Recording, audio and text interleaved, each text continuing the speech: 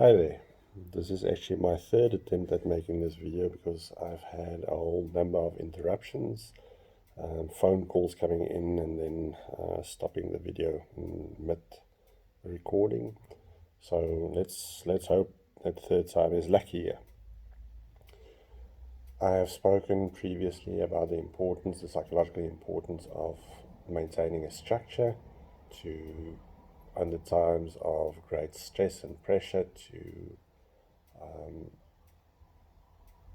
use structure as a way to contain the self, but to also make use of the most limited form of structure. Maybe that's not quite right, not the most limited form, but a more limited form of structure, one that does not require too much effort from the self, especially in a time of difficulty. I've suggested that you utilize your top values as a way to think about the elements that your structure should include. I've suggested ways that you might want to identify your values, your existing values. I've suggested that you reconsider the behaviors that are currently associated with those values in order to determine whether or not those values are in fact the best way to express the values that you already hold. Let me just adjust my camera there. Thank you.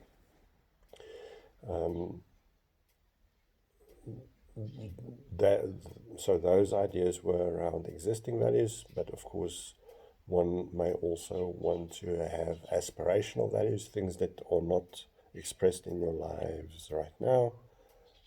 I've suggested that you may want to attach particular behaviors to these values as mini containers of that value for you.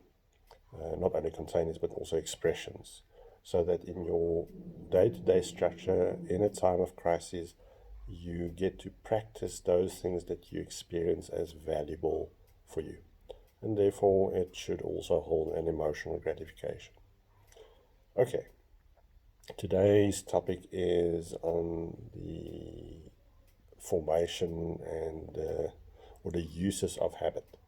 There are two components to this, of course: habits that one want to get rid of, habits that you want to form.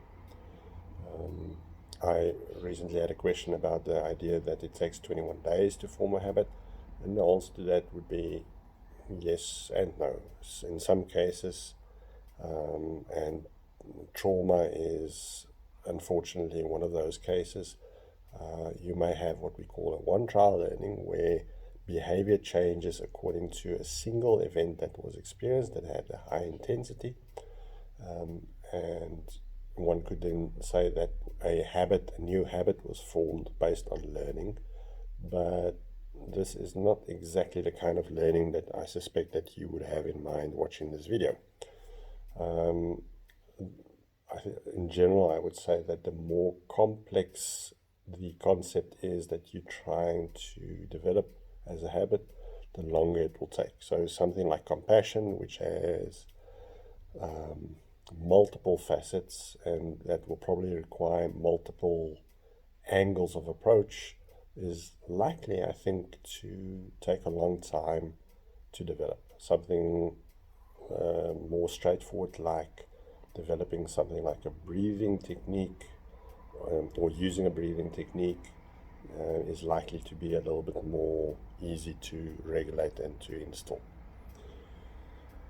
All right, so let me maybe start off with tips, or well, let me backtrack for a moment. So there are a number of really good books out there on the formation of habits, and if this is something that interests you, I certainly recommend that you peruse your bookstores or online bookstores and find resources for yourself. I am going to make a couple of suggestions, and quite honestly, I don't know if these suggestions might be contained in some of these books or not. These are, as far as I know, my own creations. If I do copy some of the other authors' techniques, I apologize. I'm not doing this consciously, but let's see how useful these tips and techniques might be. Just a disclaimer, these tips and techniques are not guaranteed to work for everybody, but I think they are simple enough for you to give it a try and to see how effective they are. All right, so let's start with the elimination of bad habits. Let's take something like snacking. Maybe somebody wants to break the habit of unnecessary snacking. So here is one approach to try and take. But again, there are many approaches. I can, off the top of my head, think of at least 3 or 4, and that's just, without sort of giving much thought to it. So there are many approaches. So if this particular technique or suggestion doesn't work for you, don't lose heart. There are many ways to approach this form of learning. All right, so let's take snacking as an example. So the first thing that I would suggest is to not use willpower.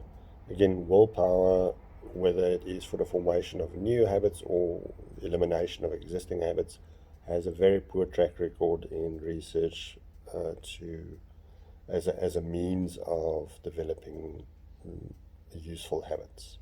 It's also not particularly useful in stopping bad habits.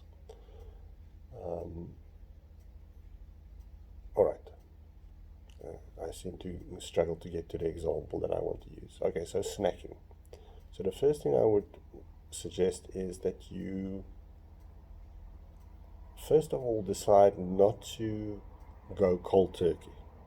So you are going to, in principle, give yourself permission to do your snacking. But, and there's always a but, between the moment of the impulse, or, let's say you get up and you walk to the kitchen and you open the fridge, and as you stand in front of the fridge, you realize, oh dear, I'm snacking again, or I'm about to snack. Close the fridge door, go away from the kitchen, and then I would suggest that you do something that is not particularly pleasant, but that might be good for you in another way. And I'm going to use the example of push-ups. And of course, I realize this is not something that many of you might choose. But please understand, I am describing a principle here. So you want to interject between the impulse that leads you to snacking, in this example, and the behavior that you want to change, the habit that you want to change, the actual snacking. You want to insert something there that doesn't feel particularly good, but I would still suggest that you use a behavior that is something that is useful and important to you. I think let me continue with the example that I'm using. So between the actual impulse and the behavior that you want to change, you insert something that has a sort of a negative feeling component to it, even if you might realize that it's useful for you. So in this example, push-ups. So you select the maximum amount of push-ups that you can do. You do those push-ups. You get up, and then you re-evaluate how strongly you feel the impulse to snack. So in the particular example I've used now, you would have changed your breathing and your physiology to a certain degree, and you might in fact not feel the impulse anymore. So it is quite possible that what lingers in your mind is the thought of the habit and not the impulse that actually triggers that. So you insert the relatively unpleasant behavior, and then you re-evaluate after the completion of that unpleasant behavior. If you still want to snack, okay, then you go snack. if you don't want to snack, then obviously don't. And then you commit to doing this for a period of time. Now, because of the way we are, we can sometimes trick ourselves and choose a negatively valenced activity that's not really that bad. So you're going to have to challenge yourself on this one. It has to be something that you really don't like that much. That if you had a choice, you would rather avoid it. All right. So that's one suggestion around eliminating an unwanted habit. Now, what about the formation of a positive habit? All right. So one of the things that might be useful in general, but that I would suggest here as well, is the creation of what we can call a positive feeling or a positive thought or positive state anchor. Now, by anchor, in this case, I'm going to refer to a physical gesture, something like this, for instance. So not using the index finger, but something like the ring finger. So a gesture that is not something that is likely to occur frequently or sort of spontaneously. You can also use something like this. In hypnosis books, they often speak of making a fist, but I wouldn't suggest that, because that is something that actually occurs quite frequently. So a gesture that you can see, that you can feel, that is easily repeatable, but that doesn't happen spontaneously. And every time you experience something really positive, let's say you are listening to a piece of music and you get that sort of hair-raising kind of experience, pleasurable experience, of course, then you make that link between that feeling and this anchor, this gesture that you are using. And you want to stack or build this by repeating it often and in different contexts, so many different kinds of positive feeling. And it is useful to also associate a particular word with that, and something like fantastic or great or awesome or whatever, but like said, even if you don't say it out loud, but said in a kind of tonality that expresses the goodness of that word. So, awesome, not just sort of in a bland way.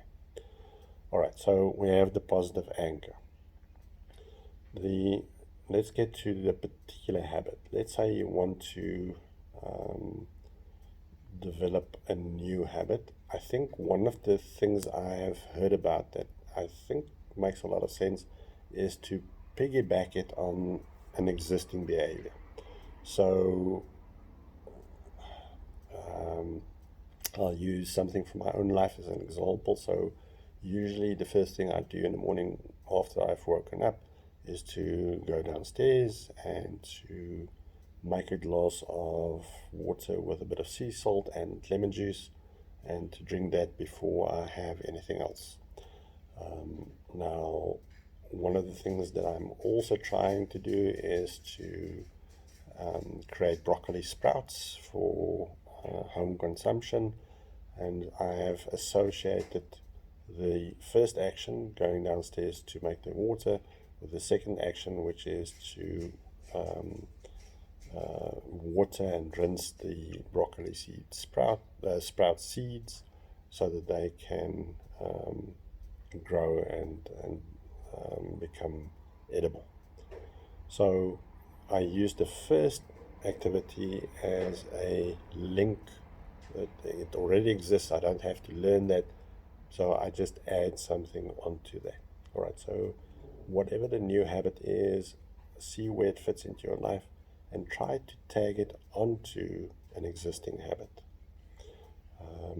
What I would also then suggest is that for a number of times, once you have completed that action, so again, I'll use my own example.